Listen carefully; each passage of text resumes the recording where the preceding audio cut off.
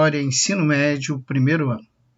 Nós vamos hoje, continuando nosso estudo da Antiguidade, nós vamos começar o estudo da grande civilização grega da Antiguidade. Nós devemos lembrar que tanto a Grécia quanto Roma, eles são a base cultural das nações ocidentais. Então, nós estamos estudando o início da Grécia Antiga e estamos visualizando a base cultural, a base humanista, racionalista da cultura ocidental, que se baseia na cultura greco-romana. Isso nós vamos estudar mais adiante. Em artes, vocês devem estudar o renascentismo, vai falar sobre isso também. Então, essas civilizações clássicas, que são a base da cultura ocidental, são fundamentais para a compreensão de nossa cultura e de nossos hábitos, e principalmente das diferenças existentes entre a cultura ocidental e a cultura oriental. Vamos começar o estudo da Grécia Antiga, e como não poderia deixar de ser, a primeira coisa que nós temos que entender é a localização e características de relevo da Grécia. Mas, vocês podem me perguntar, mas é história ou geografia? É história, mas o relevo é fundamental para que vocês compreendam alguns aspectos da história da Grécia. Vamos prosseguir. Então, nós temos aí a localização da Grécia Antiga. Ela começa ao sul do Monte Olimpo, começa no sul do Monte Olimpo, ao sul dos Balcãs, ao norte do Golfo de Corinto, fica a chamada Grécia Ocidental. Ao sul, a Grécia Peninsular. E existe ainda a Grécia Insular, formada pelas ilhas do Mar Egeu. Então, nós temos aí a Grécia dispostas em três conjuntos distintos. Nós temos a Grécia continental, nós temos a Grécia peninsular e a Grécia insular, formada pelas ilhas do Mar Egeu. Como vocês podem visualizar perfeitamente aí no mapa. Bom, por que eu falei do relevo? Se um dia vocês tiverem a oportunidade de visitar a Grécia, vocês vão observar que o relevo é extremamente montanhoso e o litoral é bem recortado. Então, essas características do relevo acabaram fazendo com que os gregos se dedicassem à navegação, à pesca, ao comércio marítimo e um pouco menos à agricultura. Por quê? Porque o terreno era extremamente montanhoso e acidentado e as áreas agricultáveis, as áreas que permitiam a prática da agricultura, ocupavam um menor espaço no território. Os gregos, então, se dedicando pesca, navegação e comércio, eles entraram em contato com várias outras civilizações. E isso influenciou muito na cultura grega, influenciou muito nos seus hábitos e costumes. Então, nós vamos ver como o relevo é importante nas características, na história de uma civilização. O terreno da Grécia sendo acidentado, montanhoso, fez com que os gregos, por esta dificuldade, desenvolvessem menos sua agricultura e se dedicassem mais ao comércio e à pesca. Se dedicando mais ao comércio e à pesca, eles tiveram um contato maior com outras civilizações e acabaram fazendo uma troca cultural com essas civilizações, fornecendo cultura e absorvendo cultura. Bom, vamos continuar. Nós vamos ver que a história da Grécia é dividida em períodos. Que períodos são esses? Os períodos da história da Grécia é o período pré-homérico, o período homérico, o período arcaico, o período clássico e o período helenístico. Então, período pré-homérico, antes de Homero, nós já vamos ver isso, período homérico, período arcaico, período clássico e período helenístico. O objeto de estudo dessa aula de hoje é o primeiro período, o período pré-homérico. O período pré-homérico, como o nome está dizendo, é antes de Homero. Homero, o grande historiador, o autor de Ilíada e Odisseia. Então, o período pré-homérico ele se caracteriza por ser o período inicial, onde ocorre a formação do povo grego, onde ocorrem o surgimento dos genos e assim por diante. Então, hoje, nesta aula, nós estudaremos detidamente o período pré-homérico e suas características. Vamos lá, então? Então, hoje, o objeto de nosso estudo é o período pré-homérico. O período pré-homérico, como falei anteriormente, ele trata da formação do povo grego. Então, vamos lá. Os povos indo-europeus, eles acabaram migrando para a Grécia e, chegando lá na Grécia, eles encontraram um povo que já habitava a Grécia, mas esse povo tinha uma cultura muito rudimentar. Eles eram chamados de pelascos ou pelágios.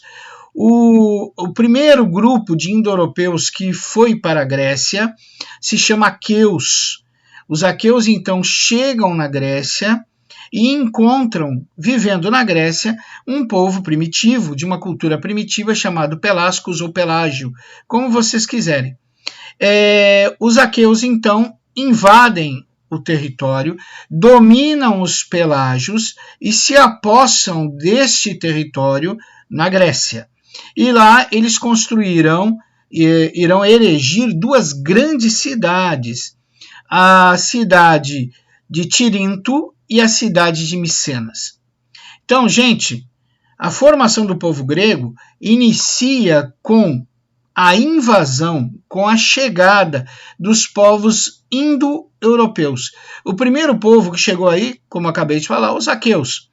Os aqueus, ao chegarem na Grécia, encontram uma civilização que aí vivia, os pelágios ou pelascos, como vocês preferirem. Como essa civilização tinha uma cultura inferior, eles foram facilmente dominados pelos aqueus, que se apossarão do seu território. Então, agora nós vemos que os aqueus se instalam na Grécia e constroem duas grandes cidades, a cidade de Micenas e a cidade de Tirinto. Vamos dar uma olhada nessas cidades? Vocês têm aí uma visão superior da cidade de Micenas. Era uma megalópole, né? Era uma cidade muito grande, cercada por grandes muralhas. Às vezes é um pouco inocente pessoas que não têm conhecimento de história, que se surpreendem com as construções, com as obras da antiguidade. Acreditar que os nossos antepassados não sabiam criar, elevar grandes monumentos, grandes cidades, grandes muralhas, é uma expressão de completa ignorância. Observe a cidade de Micenas, criada pelos aqueus. Ela é um complexo arquitetônico extremamente sofisticado e complexo, feito por pessoas que viveram milhares de anos antes de Cristo. E não existe nada de fantástico nisso. Nós devemos lembrar que os homens manipulavam, talhavam a pedra desde a pré-história. Eles tinham essa tecnologia e essa habilidade. Eles conseguiam construir muros de pedra que se encaixavam com perfeição, por onde as frestas entre uma pedra e outra não passavam uma folha de papel. Então eles possuíam uma tecnologia muito sofisticada, uma tecnologia muito avançada na parte da criação, manipulação de blocos de pedra, na parte de criação e manipulação de encaixe desses blocos, do seu polimento, da sua diversificação na arquitetura. E construíam monumentos, erigiam monumentos magníficos, como é a cidade de Micenas, que vocês podem observar por esta vista superior. Nós também temos a cidade de Tirinto, que é magnífica. Nós também temos uma visão superior da cidade de Tirinto, né? Essa cidade tinha palácios, grandes salões para encontros, possuía colunas finamente trabalhadas, né? Então era um monumento onde já se via a arquitetura clássica da Grécia sendo construída, sendo erigida. Só que, próximo dali, na ilha de Creta, vivia uma outra civilização chamada civilização cretense. Essa civilização cretense, ela tinha como núcleo principal, como eu acabei de falar, a ilha de Creta. Como eles não tinham terras agricultáveis em boa quantidade e não possuíam muitos recursos minerais, nós vamos observar que os cretenses, como atividade econômica, eles vão se desenvolver na navegação comercial. Então, os cretenses, eles dominavam a navegação comercial desta região, né? O comércio marítimo dessa região foi a grande atividade econômica dos cretenses, que tem esse nome porque habitavam na ilha de Creta, obviamente. A cidade mais importante dos cretenses, a sua capital, era Knossos, governada pelo rei Minos. Pessoal, vamos abrir um parênteses aqui. Esse rei Minos é o mesmo rei que é falado, que é inserido na mitologia grega, na história do Minotauro. Eu vou deixar aí nos vídeos complementares um vídeo sobre a lenda do Minotauro. E essa lenda ela se liga muito a esse rei Minos e a capital Knossos. Reza a mitologia grega que o Minotauro vivia nos porões, nos subterrâneos do palácio de Knossos, na ilha de Creta, durante o governo do rei Minos, em um labirinto. Durante muito tempo isso foi considerado pura mitologia. Mas agora, se eu não me engano, em 2017, arqueólogos na ilha de Creta descobriram o palácio do rei Minos e descobriram que realmente existem subterrâneos, e nesse subterrâneo há um intrincado, um bem elaborado labirinto. Então toda a mitologia tem um pouquinho de verdade. Existiu o rei Minos? Existiu. Existiu o Palácio do Rei Minos? Existiu. Nesse palácio, no seu subterrâneo, havia um labirinto? Havia. Então só falta, né, encontrar agora o Minotauro, porque todo o resto que reza na mitologia foi encontrado pelos arqueólogos em 2017. Bom, voltando aqui ao nosso estudo e relembrando vocês que eu deixarei no vídeo complementar 01 o acesso ao link da história sobre o Minotauro, a mitologia grega que fala sobre o Minotauro e sobre o herói Teseu. Mas vamos continuar o nosso estudo aqui. Então nós vimos que os aqueus, que é um povo indo-europeu, chega na Grécia, domina os pelágios ou pelascos, imediatamente se instala no território e vai construir duas magníficas cidades, duas cidades colossais, que é a cidade de Micenas e a cidade de Tirinto. Nós estamos descobrindo agora que próximo dessas cidades existia a ilha de Creta, e na ilha de Creta vivia o povo cretense. Como esse povo na ilha de Creta tinha poucas terras agricultáveis, o terreno não era muito próprio para a agricultura, e também, como não haviam muitos recursos minerais, nós vamos ver que os cretenses vão se dedicar a atividades marítimas, principalmente o comércio, e eles vão dominar o comércio marítimo nessa região, né? Então, nesta região, na ilha de Creta, existia a cidade, a capital dos cretenses, que é Knossos, onde reinava o rei Minos.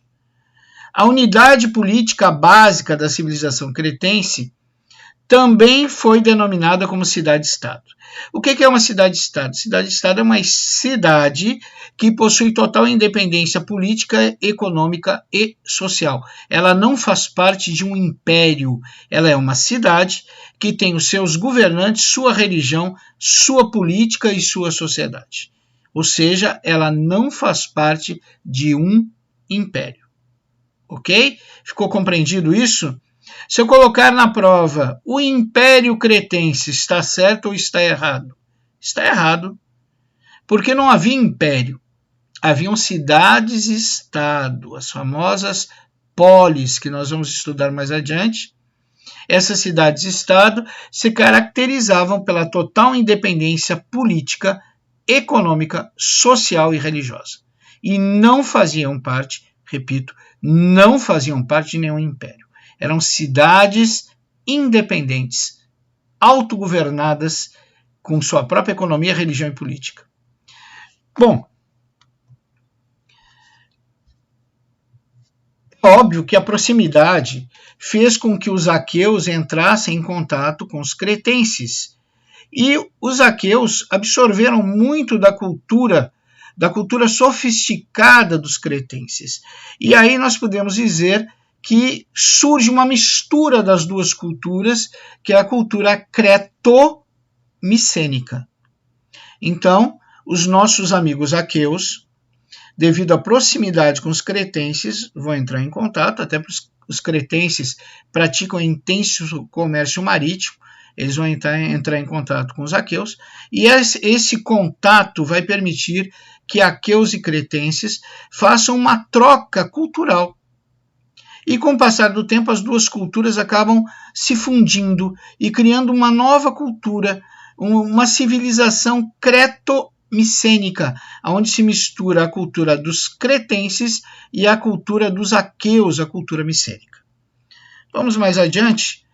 Então nós vimos que, a princípio, aqueus e cretenses viviam em harmonia, até mesmo com trocas culturais, trocas comerciais.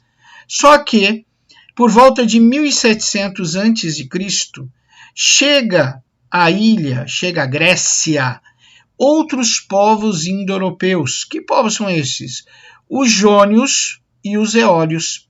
E eles vão passar a viver junto com os aqueus.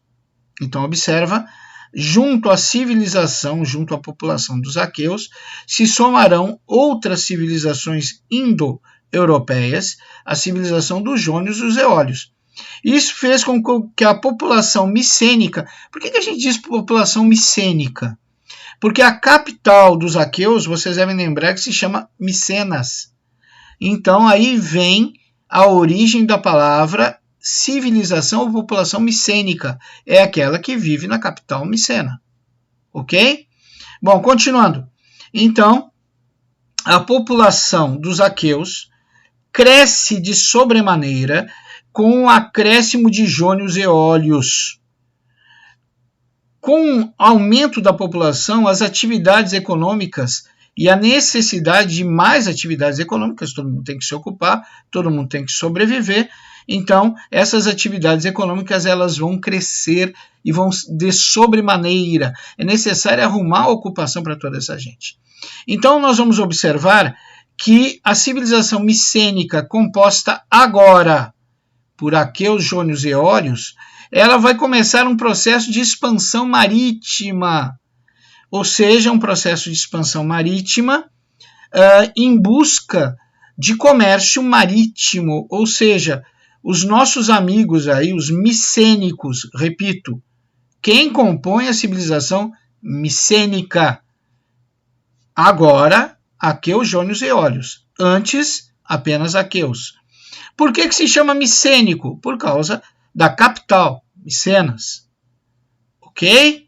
Então agora, como a população aumentou muito, tem que se arrumar emprego para toda essa gente, tem que se arrumar meio de sobrevivência para toda essa gente, e começa um processo de expansão marítima intenso através do comércio marítimo.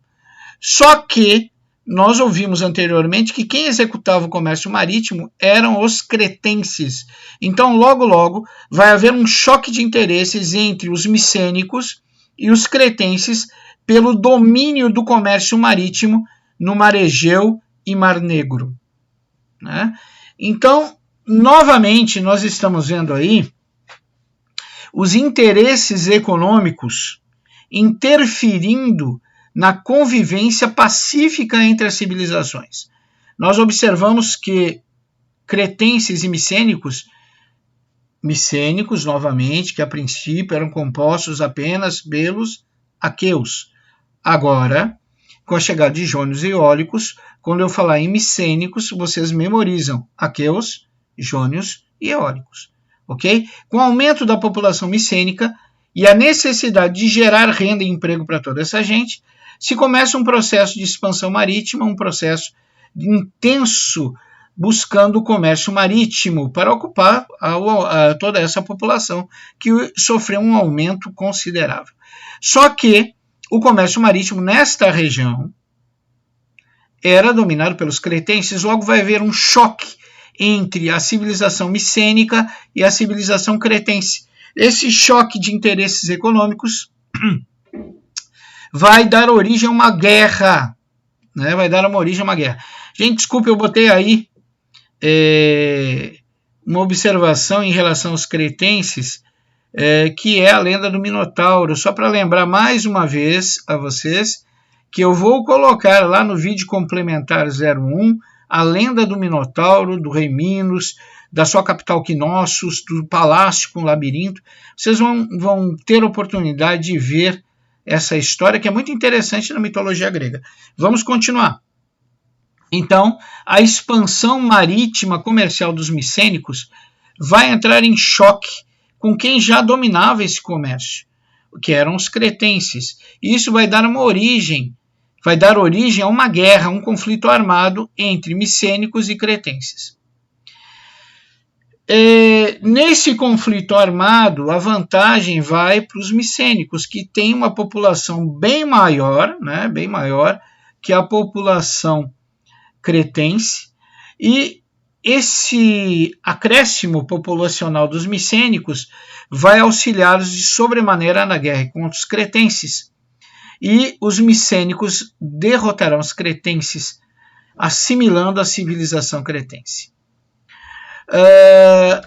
E os micênicos continuarão o seu processo de expansão marítima pelo Mar Egeu em direção ao Mar Negro.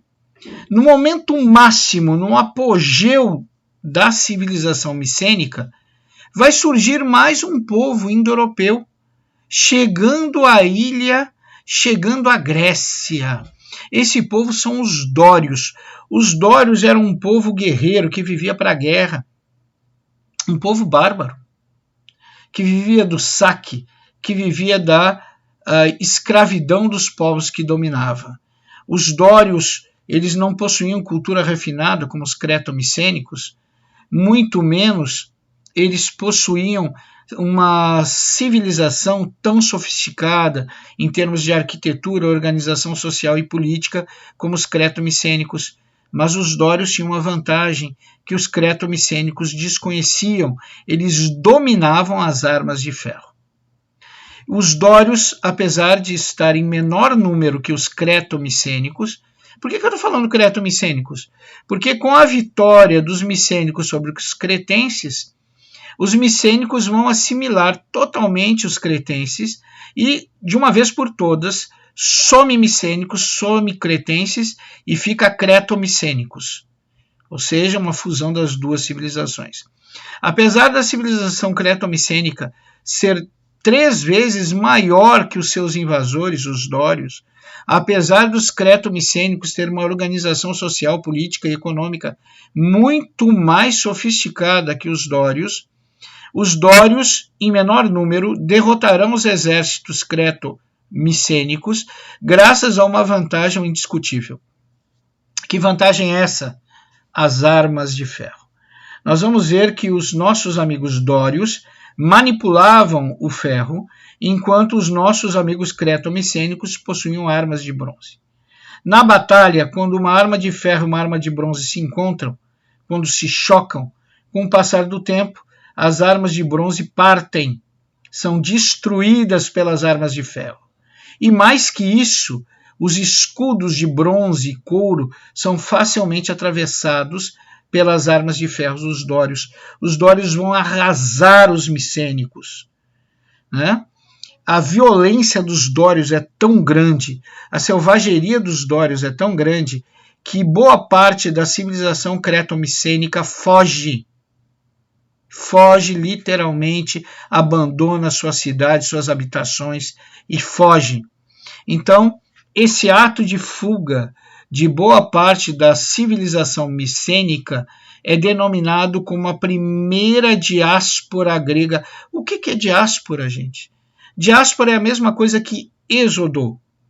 É quando uma grande parte da civilização que ocupa uma determinada região, por um motivo determinado, que pode ser uma invasão inimiga, ou uma doença, uma peste, ou um cataclisma, essa civilização abandona as suas habitações, abandona as suas cidades em literal fuga, né?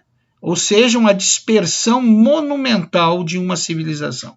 Imaginem um grande grupo de pessoas abandonando tudo rapidamente, deixando tudo para trás e literalmente fugindo.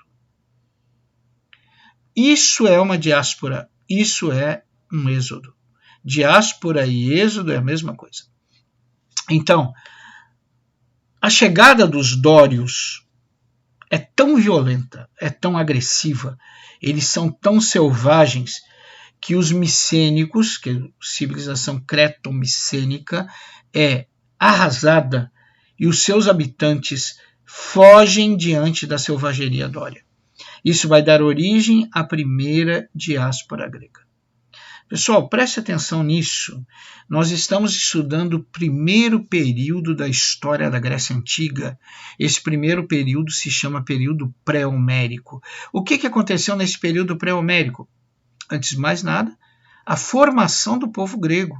A formação do povo grego, que é composta de quem? Aqueus, jônios, eólios, cretenses e agora dórios. Então, de novo, a formação do povo grego, que é composta por quem? Pelos indo-europeus, aqueus, vamos contar juntos, aqueus, jônios, 2, eólios, 3, dórios, 4 e cretenses. Nós temos, então, cinco civilizações que comporão a civilização grega. De novo, aqueus, jônios, eólios, dórios. Aqueus, jônios, eólios, dórios são indo-europeus. Somados aos cretenses, essas 5 civilizações, seus conhecimentos políticos, sociais, econômicos, militares se somarão e darão origem ao povo grego. Então, o período pré-homérico é o período de formação, o período que vai dar origem ao povo grego. Compreendido? Então, se numa prova em qualquer lugar, na escola, no Enem, num concurso, cair, em que período ocorre a formação do povo grego? Período pré-homérico. Nós vimos também que nesse período, com a chegada dos dórios, houve a primeira diáspora grega. O que é diáspora? A mesma coisa que êxodo, uma debandada de uma civilização inteira, ou boa parte dela, motivada por uma invasão inimiga, um cataclisma ou mesmo uma doença. No caso, foi uma invasão inimiga selvagem do povo dório, que fez com que boa parte dos micênicos fugissem em perfeita debandada, fugindo da selvageria da morte ocasionada pelos nossos amigos dórios ou da escravidão que eles iriam impor sobre aqueles que permanecessem. Então, no período pré-homérico, nós temos aí 2 coisas interessantes. A formação do povo grego e a primeira diáspora grega provocada pelos dórios. Pessoal, agora eu chamo a atenção de vocês para um fato. Alguns historiadores atribuem o fim do período pré-homérico à invasão dória. Então eles dizem o seguinte: quando os dórios chegaram e provocaram a primeira diáspora grega, acabou o período pré-homérico. Outros historiadores, eles dizem que não. Eles dizem que o período pré-homérico ele vai terminar com a formação dos genos, que nós já vamos estudar. Aqui eu estou prestando mais uma informação sobre a civilização dória, mas a título de curiosidade, se vocês quiserem saber mais sobre os dórios, então aí fala que eles eram guerreiros, saqueadores, que eles tinham conhecimentos do ferro, né? Enquanto os povos locais, né, os micênicos e os cretenses, só conheciam o bronze. É aquela informação que eu dei anteriormente, que eles, apesar de menor número, apesar de uma organização menos sofisticada, os dórios vão derrotar os creto-micênicos graças a essas armas de ferro, né? Então isso dá uma vantagem terrível para eles no campo de batalha, e também cita aí o que eu já falei para vocês, que é a primeira diáspora grega, que é os micênicos em debandada temendo os dórios, sua selvageria, temendo a morte ou se tornar escravos dos dórios. Tá ok? Então, nós vamos ver que os nossos amigos fugindo dos dórios, dentro da Grécia, claro, essa população vai começar a viver isoladamente. Eles procuram um lugar bem distante dos dórios para viver e eles vão formar clãs. Primeiro, esses clãs eles têm um apego familiar, são clãs familiares. Famílias inteiras vivendo reunidas em determinados lugares. Esses grupos clânicos, por que clânicos? Porque são clãs, diversos clãs próximos uns dos outros, vão acabar com o passar do tempo se unindo e dando origem a um novo grupo populacional, uma nova organização populacional chamada genos. E aí vem o que muitos historiadores realmente consideram o fim do período pré-homérico, é quando surgem os genos. Então, prestem bem atenção nisso. Se vocês estiverem fazendo o Enem, os historiadores, a linha histórica seguida pelo Enem, ela diz que o período pré-homérico acaba com a formação dos genos. Qualquer outro lugar, fora o Enem, um concurso, um vestibular, numa universidade particular, provavelmente ele vai falar que o período pré-homérico acaba com a invasão dória e a primeira diáspora grega. Então, cuidado com isso. Não esqueçam, prova do Enem. Eles são os únicos que adotam isso e por isso que eu coloquei. Porque nós precisamos prepará-los para tudo. Então, prova do Enem.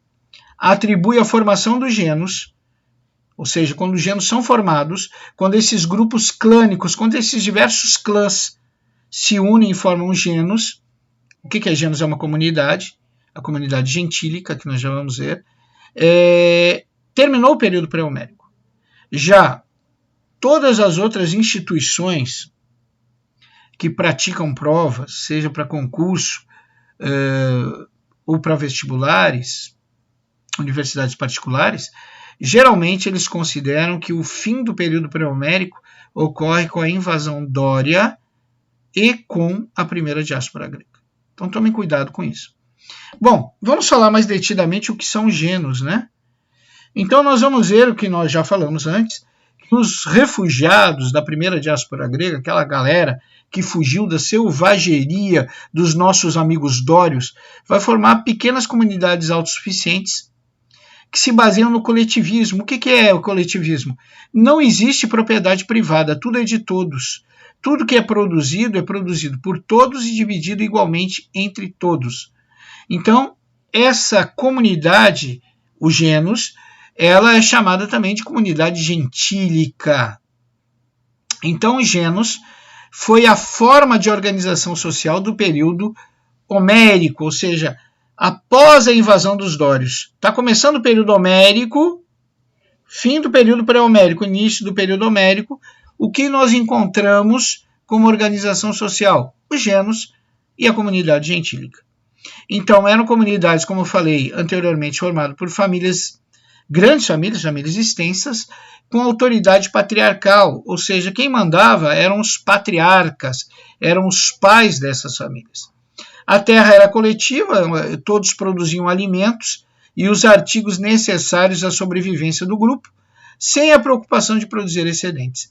Então, a comunidade gentílica, não existe propriedade privada, não existe divisão de classe, existe cooperativismo e existe a coletividade. Tudo é de todos. Todos trabalham, todos colhem, tudo vai ser igualmente dividido entre todos. Nessa comunidade tem líderes, esses líderes são os patriarcas, os anciões das famílias, dos antigos clãs de famílias que acabaram se unindo e formando os genus. Então, a outra coisa que nós acabamos de falar é que o genus só se preocupa com a sua autossuficiência, ou seja, produzir alimentos para si, sem se preocupar com o comércio. Aliás, eles nem podiam se preocupar com o comércio, porque se saíssem a comercializar, dariam de cara com os dórios e acabariam tendo suas mercadorias saqueadas e virariam escravos mesmo. Então, eles não se preocupavam em produzir excedentes. Tudo que era produzido era consumido eles viviam muito bem, né? Toda a sociedade cooperativa vive muito bem, não existe fome entre eles, não existe disputa, não existe classe social, não existe nada. Existe apenas o cooperativismo e a coletividade. Eles também não possuíam moedas, ou seja, uma civilização, perdão, uma organização social, desculpe, viu? É uma organização social que vive através do sistema de trocas. Lá nos Genos não tem moeda, tu troca um produto pelo outro, né? E assim vai indo. Né? E por que eles faziam essas trocas? Geralmente eles faziam essas trocas para obter metais, né? Porque eles precisam de metais, e para obter sal. O sal era um artigo raríssimo e muito valorizado. Então, de novo, a comunidade gentílica ela se caracteriza pelo quê? Primeiro, por ser uma comunidade cooperativa, por ser uma comunidade que preza pelo coletivismo. O que é isso? Vem de coletivo, tudo é de todos. Não existe propriedade privada, não existe classe social, ou seja, todos trabalham, todos colhem, e o produto do seu trabalho é igualmente dividido por todos. Quem é que faz essa divisão? Os patriarcas, os anciãos, os homens mais velhos, os mais experientes. Eles são os patriarcas, são os paters, e eles vão dividir igualmente o que foi colhido entre os membros dos Genos dessa organização social. Lembrando sempre que nos Genos não se preocupa com excedente de produção, se produz só o suficiente para o uso próprio da comunidade. Eles buscam autossuficiência. Então eles não praticam comércio, né? Até porque, como eu falei anteriormente, se praticar vão acabar dando de cara com os dórios e não vai ser bom. Lembramos também que não existe dentro da comunidade gentílica o uso de moedas. Tudo funciona pelo processo de trocas. Né? Eles trabalham com o processo de trocas. Esse processo de trocas de produtos entre eles era principalmente para obter metais e o sal, né? Que era um artigo precioso na época. Gente, com isso, nós encerramos o período pré-homérico, que é objeto da nossa primeira semana de estudos sobre a Grécia. Resumidamente, nós vimos que o período pré-homérico é muito importante, porque nele nós vamos estudar a formação do povo grego. Nós vamos observar também que houve o processo de expansão marítima dos micênicos, que esse processo de expansão marítima dos micênicos acabou dando origem a um conflito armado entre cretenses e micênicos, ambos desejosos de dominar o comércio marítimo, que se estendia lá do Mar Egeu até o Mar Negro, né?